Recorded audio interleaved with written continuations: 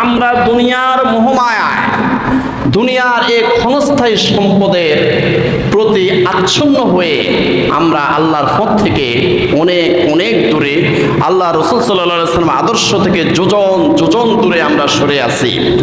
অথচ আল্লাহ পাক রব্বুল আলামিন বলেন, ইন্নামা হাযিহিল হায়াতুদ দুনিয়া মাতাউন ওয়া ইন্নাল আখিরাতা হিয়া দারুল করার। সূরা মুমিন আয়াত ৩৯। আল্লাহ রাব্বুল আলামিন বলেন, ইন্নামা হাযিহিল হায়াতুদ দুনিয়া মাতাউন।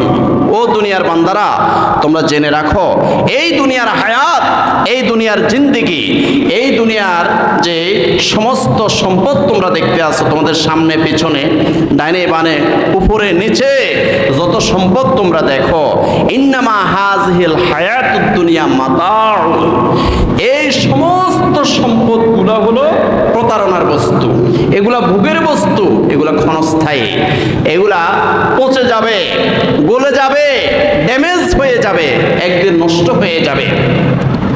কুল্লু মান আলাইহা ফান, এই সমস্ত সম্পদগুলো একদিন ধ্বংস হয়ে যাবে, একদিন লীন হয়ে যাবে, বিলীন হয়ে যাবে, লয় হয়ে যাবে, ক্ষয় হয়ে যাবে এই সমস্ত সম্পদগুলো।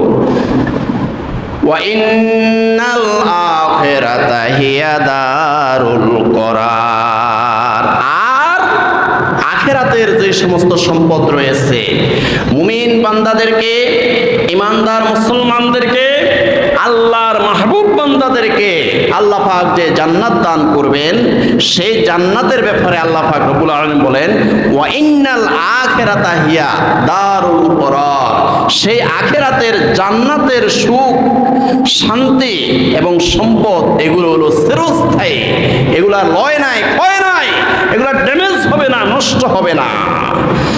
প্যারা হাজরিন, অথচ এই দুনিয়ার এই সামান্যহীন হায়াতের যে সমস্ত সম্পদগুলো নষ্ট হয়ে যাবে, ড্যামেজ হয়ে যাবে, এগুলার প্রতি আসক্ত হয়ে আমরা আখিরাতকে ভুলে আসছি।